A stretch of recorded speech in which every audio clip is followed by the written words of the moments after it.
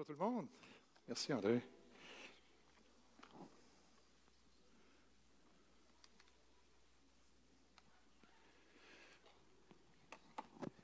Ça va bien? Oui, content d'être avec vous encore ce matin pour apporter la parole. Et je prie avant. Seigneur, c'est un privilège d'être ensemble, un privilège d'être là, de pouvoir te célébrer. Célébrer qui tu es, ce que tu as fait, ton amour pour chacun de nous, ton désir qu'on puisse grandir, vivre la vie que tu nous appelles à vivre, pour laquelle on a été créés. Merci de ta présence ce matin et que tu puisses juste parler à nos cœurs au travers de ça et qu'on puisse répondre à cet appel, à s'accompagner les uns les autres, Seigneur. Merci, Père. Amen. Bon, ce matin, j'aimerais ça regarder un texte avec vous, qui est un texte qui est bien, bien connu. C'est un texte qui est un appel, une invitation.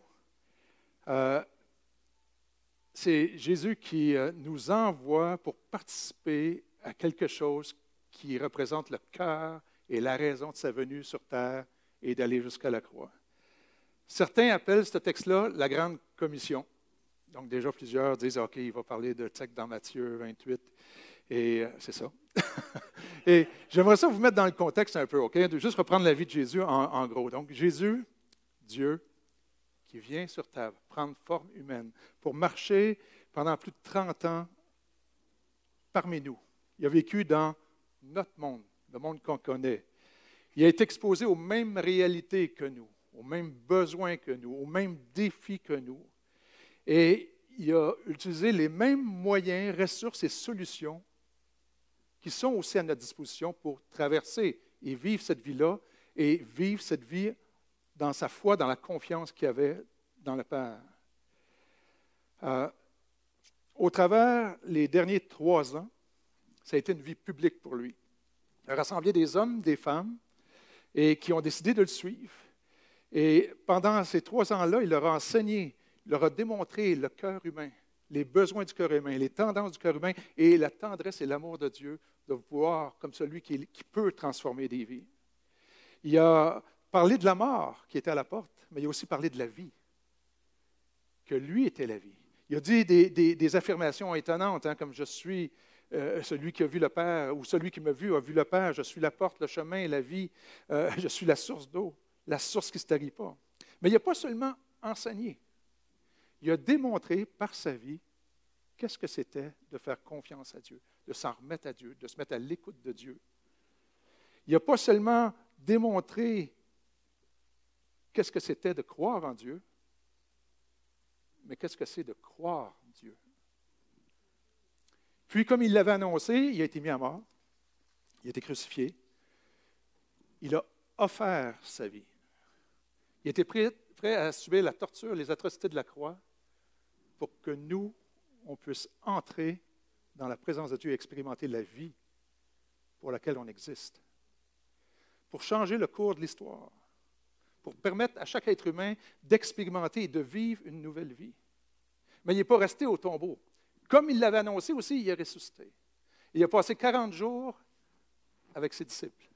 Encore, il leur parlait du royaume de Dieu. Et pendant ces 40 jours-là, il a pris tous les textes qu'ils connaissaient à l'époque, tout l'Ancien Testament qu'on appelle aujourd'hui, et il leur a montré au travers de tous ces textes-là tout ce qui le concernait, comment c'était annoncé et annoncé sa venue et comment il viendrait et qui il était. Et avant de partir, il nous parle de ce texte-là. On va le lire ensemble. Les 11 disciples se rendirent en Galilée, sur la colline que Jésus leur avait indiquée. Dès qu'ils l'aperçurent, ils l'adorèrent. Mais quelques-uns eurent des doutes.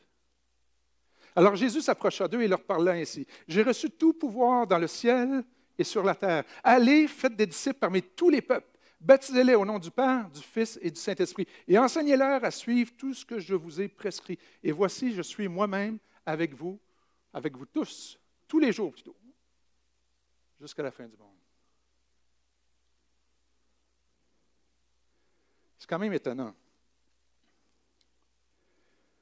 Jésus leur donne un point de rencontre, et quand ils arrivent, Jésus est déjà là, et ils se mettent à l'adorer.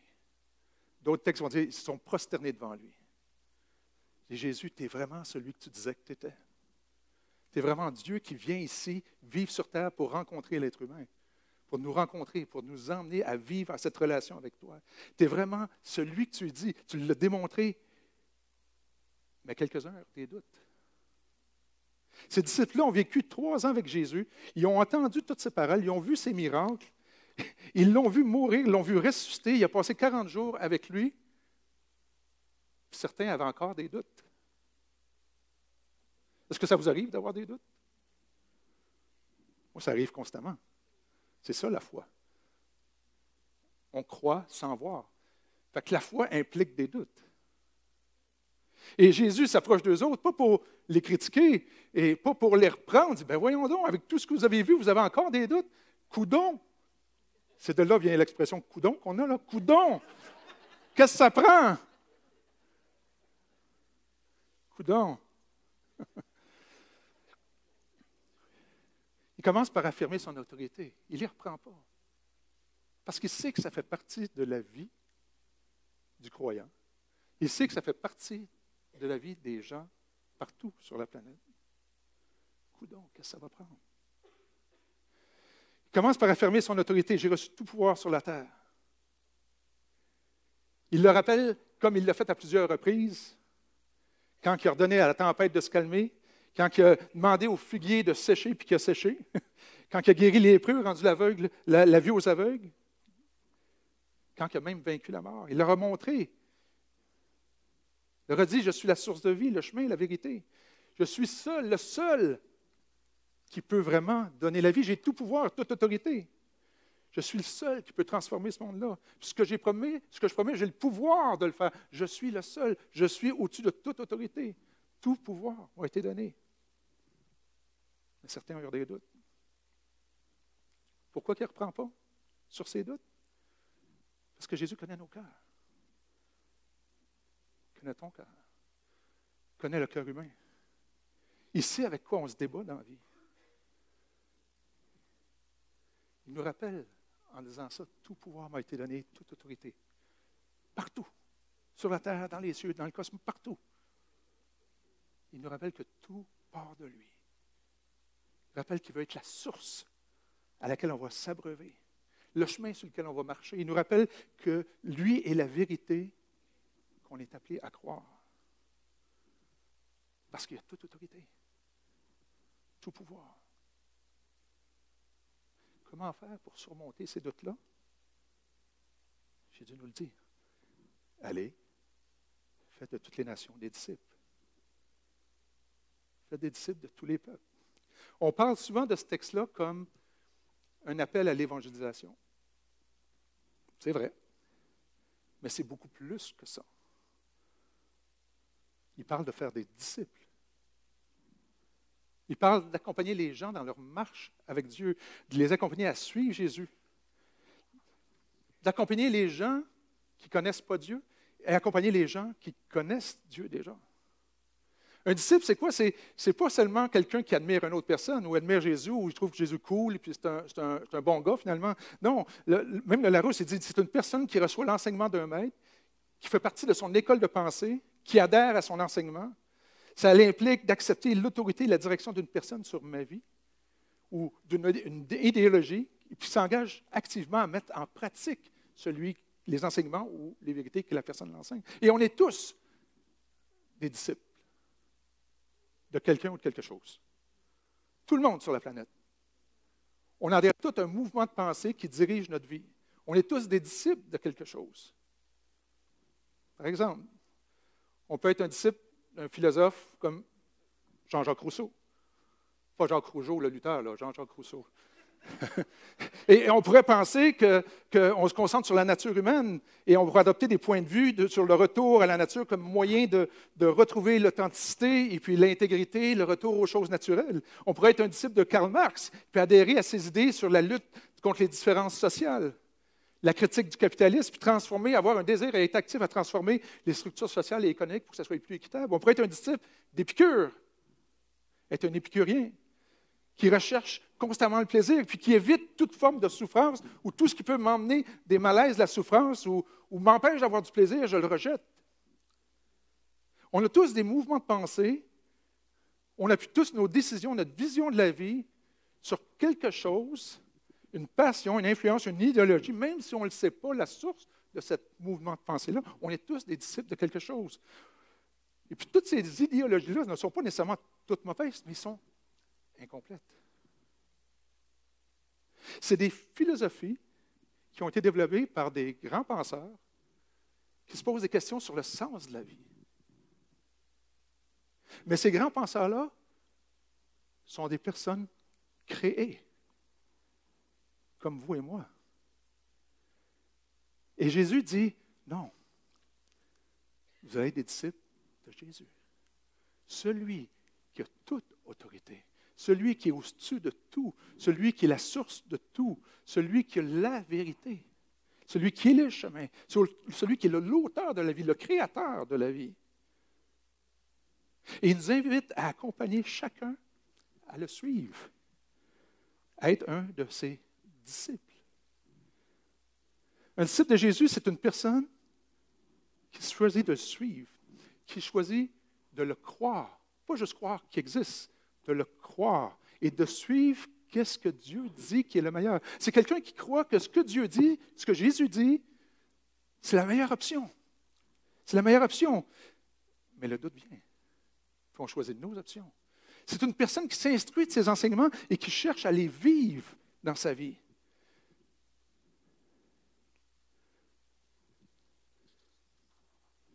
C'est quelqu'un qui croit Jésus. Est-ce qu'un disciple peut douter? Bien sûr, constamment. Ça fait partie de la foi.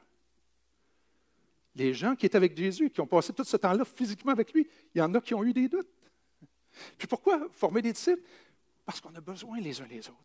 Parce qu'on se rappelle que le but de Dieu, ce n'est pas, comme je l'ai dit souvent, ce n'est pas de nous donner une place au ciel.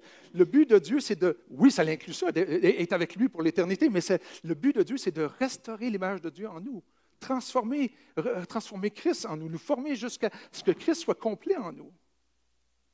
C'est retrouver cette identité qu'il avait lorsqu'il a créé l'être humain. Devenir ces êtres que Dieu a voulu. J'en ai un ici. Voilà, on va aller boire les deux.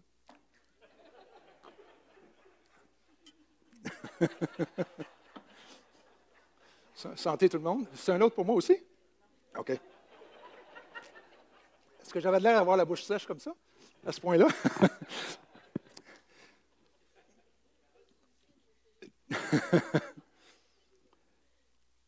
Est-ce qu'un disciple peut douter? Bien sûr. Bien sûr. Et puis, mais Jésus le sait. Et sa solution, c'est les uns les autres. C'est de s'accompagner dans notre marche avec lui. Le but de Dieu, je disais, c'est de restaurer cette identité, cette image de Christ en nous, qui a été diluée, effacée. Mais il y a encore de quoi de l'image de Dieu là? Jésus a dit, qu'est-ce que ça veut dire d'être restauré complètement? Okay? Imaginez, Jésus a dit, tout ce que j'ai fait, vous pourrez le faire. OK? Donc, une pleine restauration de l'image de Dieu en nous aboutit à ça, quelque part. C'est ça que Dieu veut faire de nous. Il ne veut pas faire de nous des dieux. Il veut restaurer l'image de Dieu en nous. Et Jésus a dit, tout ce que j'ai fait, vous pourrez le faire. C'est ça, une personne qui vit sur terre, qui marche totalement en Dieu. Et on est appelé à grandir. Il n'y a personne ici qui est parvenu. On est tous en cheminement. On est tous en train d'être formés comme disciples. C'est ça que Dieu veut faire en chacun de nous, ici. Malgré les turbulences, les épreuves, les situations désagréables, malgré et même à travers ces situations-là. Et il veut qu'on soit partenaire avec lui, à former des disciples, des personnes qui suivent Jésus, au lieu d'un autre courant de pensée, une autre philosophie, une autre vision du monde. Accompagner les croyants à rechercher Dieu et mettre leur confiance en eux, et accompagner les non-croyants à rechercher Dieu et mettre leur confiance en lui. Est-ce qu'un disciple, c'est quelqu'un qui est sans faille? Bien sûr que non. Demandez à ma femme et mes enfants. Ils vont faire des listes bien longues, bien longues. Ça m'aide. Des fois, les mots ont un bagage qui nous enferme. Et on parle, dans les églises, souvent d'évangélisation et de formation de disciples reliés à ce texte-là. Et ce n'est pas faux. Mais j'aime utiliser d'autres mots pour m'aider à aller encore plus loin et enlever le bagage autour de ces mots-là qui, des fois, ne communiquent pas la bonne chose que je souhaiterais communiquer. Fait que j'aime parler d'accompagner les non-croyants vers la foi et accompagner les croyants dans la foi. Évangélisation, formation de disciples. Parce que c'est toujours un accompagnement des gens à rencontrer Dieu et à lui faire confiance. Autant pour les croyants et les non-croyants dans toutes sortes de situations qu'on peut vivre. Parmi tous les peuples, il dit, à toutes les nations. Parce que ce message, la solution de Dieu, de suivre Jésus et de s'encourager à suivre Jésus, c'est un besoin. Ça s'adresse pas juste à un groupe quelconque, une ethnie quelconque, ou un groupe particulier, ou une catégorie de personnes particulières. Mais à tout le monde. Parce que le cœur de l'être humain, la recherche du sens de la vie est vraie sur tous les peuples de la planète, de toutes les époques. Mais ça se traduit de différentes manières. Mais le besoin de savoir, de connaître le sens de notre vie et celui qui détient l'avenir entre ses mains est nécessaire pour tout le monde. Comment on forme des disciples? Souvent, je pose la question à des leaders d'Église, comment vous faites pour former des disciples? Qu'est-ce que vous faites, vous autres, pour former des disciples? Et souvent, les gens me disent, mais c'est par la prédication, comme on fait là ce matin. Et ça s'arrête là. Il n'y a pas longtemps, il y a un homme qui est venu me voir avec sa femme parce qu'il voulait implanter une église. On commence à discuter avec eux autres et puis dire, OK, parle-moi des dernières personnes à qui tu as présenté, t'as accompagné à rencontrer Jésus et à décider à le suivre. Là, il me parle, mais écoute, c'est jamais arrivé. J'ai dit, mais je t'encourage à développer ça, rencontrer tes voisins, tout ça. Et puis, quelques semaines après, il dit, j'ai rencontré un de mes voisins, on a discuté, il était vraiment intéressé, il voulait connaître Jésus, et puis il a donné sa vie au Seigneur. Je dis, waouh, c'est super, tu sais. Et 3 mois après, je le rencontre encore, et puis je dis, hey, puis comment ça va avec ton voisin? Comment tu l'aides à grandir comme disciple? Mais il dit, écoute, je ne peux pas. On n'a pas de réunion d'église. OK. Il y a quelque chose qui a besoin d'être construit, de changer, un paradigme qui a besoin d'être changé, là. D'autres, quand je pose la question, comment vous faites pour former des disciples, on va dire, il y a la prédication. D'autres vont dire, on a des études bibliques, on a des rencontres de prière, on a des rencontres et des études de discussion pour les nouveaux croyants et toutes sortes de formations dans l'Église. D'autres vont ajouter, on a des petits groupes qui se rencontrent dans la semaine pour prier, pour s'encourager, et c'est super. C'est important et utile. D'ailleurs, il y en a qui vous sont proposés ce matin des études bibliques et des formations bibliques, puis il y en a d'autres qui vont venir aussi dans les semaines qui viennent, parce que c'est utile. Mais Jésus, lui, a utilisé un autre moyen que ça. Il n'y a pas vraiment d'endroit dans la Bible où on voit que Jésus s'est assis puis a ouvert un rouleau de la Torah, la Bible dans l'Ancien Testament, puis il dit, aujourd'hui, on regardait un texte dans Ésaïe ou dans Habakkuk. Non. Il ne le faisait pas parce qu'il n'y avait pas accès à ces textes-là. C'était très limité, ceux qui avaient accès à ces papyrus-là. Mais par contre, il a utilisé d'autres moyens pour le faire. Il a utilisé des textes bibliques, mais de façon orale, verbale. Il est écrit. Les prophètes ont dit. Vous vous souvenez, Moïse a dit des choses comme ça. Mais le moyen principal que Jésus a utilisé, c'était pendant qu'il vivait sa vie. Pendant que les gens étaient à ses côtés. Par la manière qu'il exprimait sa foi en Dieu. Par la manière qu'il vivait sa foi en Dieu. Par la manière qu'il se confiait en Dieu, par la manière qu'il se mettait à l'écoute de Dieu, par la manière qu'il prenait au sérieux ses temps d'arrêt avec Dieu. Et c'est exactement ce qu'il nous appelle à faire ici. Quand il dit « Allez, faites de disciples, fermez tous les peuples. » Allez. Le mot « aller » ici est tellement important. Parce que dans le texte, et là on sort du grec, mais le mot grec qui est utilisé ici, le temps du verbe, c'est un aoriste. Un aoriste, c'est un verbe continu. Quelque chose qui n'est pas statique un moment, mais c'est quelque chose qui se fait continuellement. Pendant, on pourrait dire, en allant, en vivant votre vie, en allant à votre travail, en faisant votre travail, en allant, en préparant vos repas, en allant à l'école avec vos enfants, en allant aux activités, en allant, en faisant vos emplois, en faisant votre marche. En allant déjeuner au restaurant après l'église, pendant que vous vivez votre vie, faites des disciples.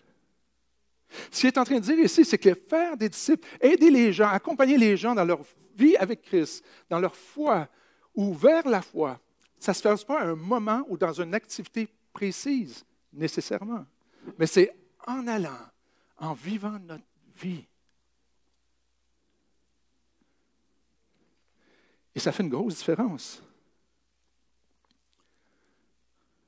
C'est en vivant aux côtés des gens qui ont choisi de suivre Jésus et aux côtés des gens qui ont choisi pas encore de suivre Jésus. Jésus nous invite, en disant ça, de réaliser qu'on est constamment en train d'accompagner, de faire des disciples, et on est constamment en train d'être formé en tant que disciple. Constamment, en allant, par nos paroles, nos actions, nos comportements, envers nos enfants, nos conjoints, mon employeur, mon employé, mes collègues, dans mes fréquentations.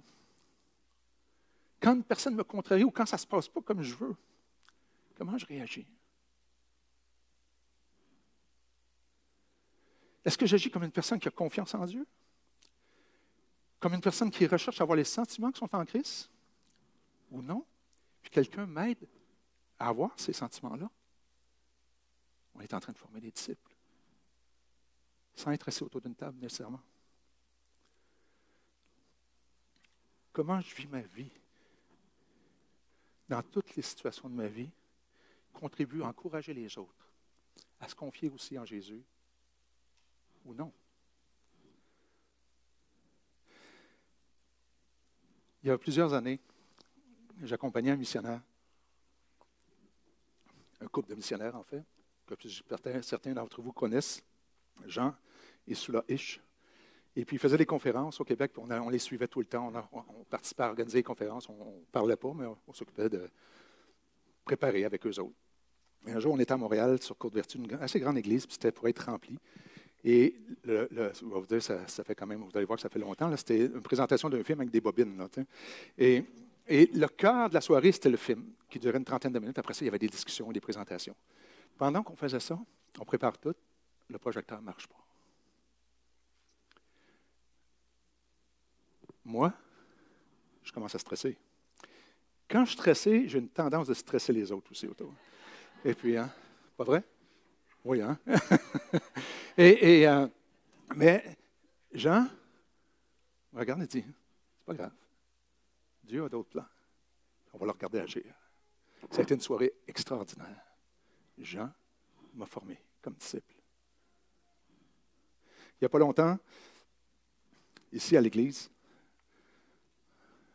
on me dit que les enfants couraient partout puis avaient brisé quelque chose. Mes petits-enfants faisaient partie de ce groupe-là. Je m'en vais d'un pied ferme, là, j'étais prêt à les reprendre, les chicaner, là, quasiment leur rentrer dedans. Et j'arrive là et Mélanie était déjà là avec eux autres. Je me suis arrêté et j'ai écouté. J'ai vu Mélanie avec le cœur de Christ envers les enfants. Mélanie m'a formé comme disciple. On a ce rôle-là les uns les autres. Parfois, c'est nous qui va former. Parfois, c'est nous qui avons besoin d'être formés.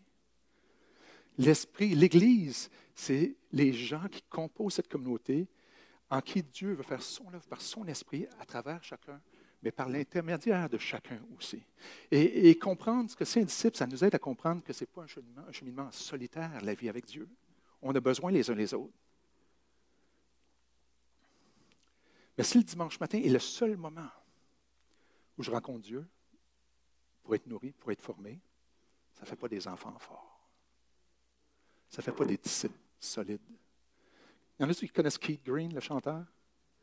Okay, Keith Green a chanté un chant à un moment donné, il dit « Aller à l'église ne fait pas plus de toi un chrétien qu'aller chez McDonald's fait de toi un hamburger. » C'est comment je reçois. J'ai besoin d'être nourri, d'être encouragé, d'être soutenu les uns avec les autres. On a besoin de l'Église, la communauté. François l'a parlé la semaine passée, il a parlé de toutes les fois où c'est écrit les uns les autres dans la Bible. Alfred Kuhn disait dans son livre, justement sur les uns les autres, 61 fois que c'est écrit les uns les autres de diverses manières. Nos temps d'intimité avec Dieu aident à contribuer à nous rapprocher de Dieu, à enlever les doutes dans notre vie. Je ne parlerai pas de ça, j'ai parlé de ça la dernière fois, mais c'est un autre moyen. Mais le point principal que je veux faire ressortir aujourd'hui, c'est qu'on est appelé à saisir que de faire des disciples ou d'être formé comme disciple, ce n'est pas seulement par l'enseignement et les temps de louange le dimanche matin, bien que ça nous élève, ça nous rapproche. Ce n'est pas dans les rencontres, connexions qu'on a ici, qui est super utile et nécessaire. Ce n'est pas seulement dans nos temps d'intimité avec Dieu. Ce n'est pas particulièrement dans des temps organisés, mais c'est en allant, pendant qu'on vit notre vie. Pendant qu'on pratique la louange, ou vous pratiquez la louange, comment vous vous comportez les uns les autres quand ça ne marche pas, quand ça ne se passe pas. Quand vous avez vos rencontres pastorales, comment qu'on vit quand les choses ne marchent pas, ou bien on est contrarié, ou on est déçu, ou comment ça se passe? Quand on se rencontre avec d'autres parce qu'on a un projet, comment ça se passe? Une des valeurs d'une Église, qu'à un moment donné, c'était comment c'était dit? La démarche ou le processus est aussi important que l'objectif. On veut faire un gros événement, et puis là, tout le monde s'arrache la tête pour aller là. L'événement est super et réussi, mais on s'est tous blessés dans le parcours. Mais ce parcours-là, c'est de la formation de disciples aussi. Quand vous êtes à la gymnastique, à l'aréna, à la piscine avec les enfants, la manière que vous agissez, que vous parlez, contribue à montrer c'est quoi la différence d'une personne qui met sa confiance en Dieu, en Jésus, en allant, pendant qu'on vit. Si on pense à ça, accompagner les gens vers la foi et accompagner les gens dans la foi. Il y a des obstacles qui est bon d'être au courant dans notre propre vie, qui peuvent nous empêcher d'être pleinement le disciple que Dieu veut ou mettre pleinement notre confiance en Dieu. Un de ceux-là, c'est la peur de l'inconnu. Qu'est-ce qui va se passer? Je ne suis pas assez certain. J'aime mieux utiliser mon chemin plutôt que suivre celui de Dieu. Le confort, la complaisance. Je suis bien où je n'ai pas le goût que ça change. Je n'ai pas le goût de changer mon petit confort que j'ai. Et le jeune homme riche, par exemple. Ou la fierté, l'autosuffisance. C'est reconnaître notre dépendance en Jésus peut être gênant et humiliant pour quelqu'un qui recherche l'approbation, l'admiration de ceux qui ne connaissent pas Jésus.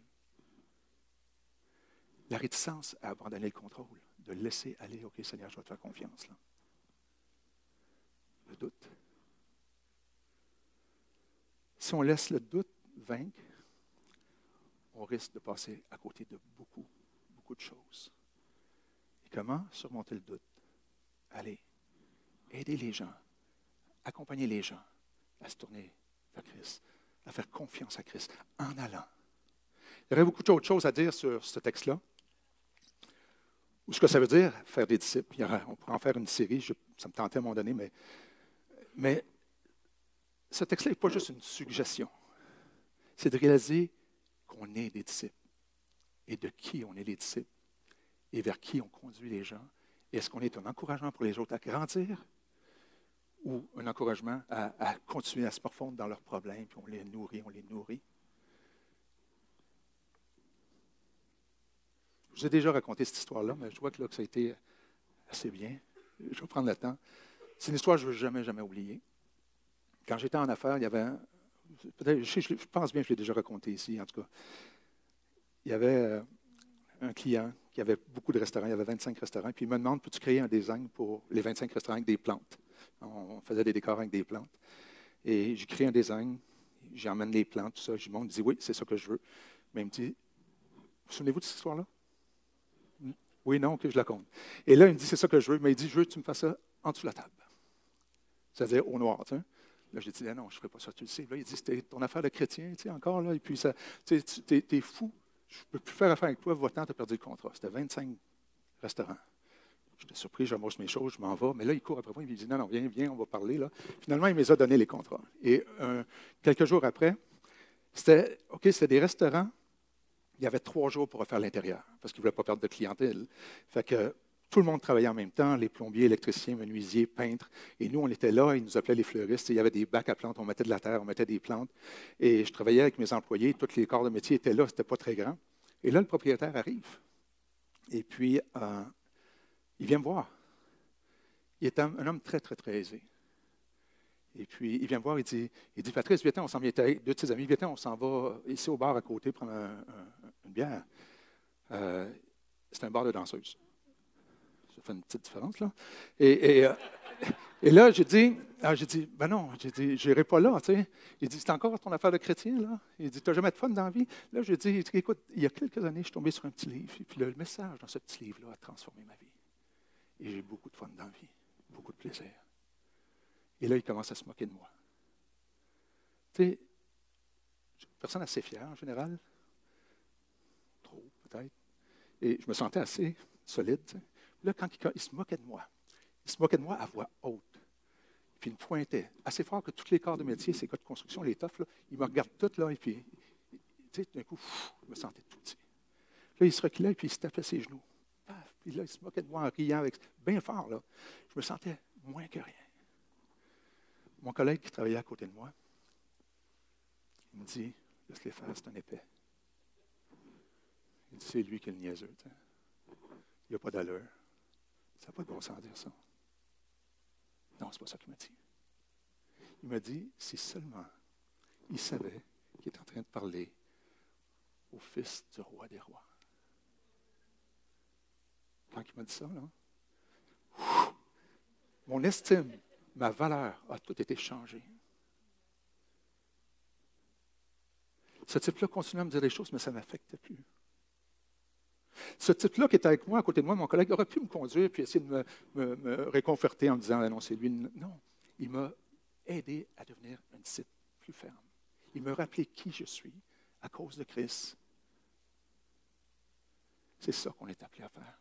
Est-ce qu'on emmène les gens à se morfondre encore plus ou on les emmène à réaliser qui est Dieu pour eux?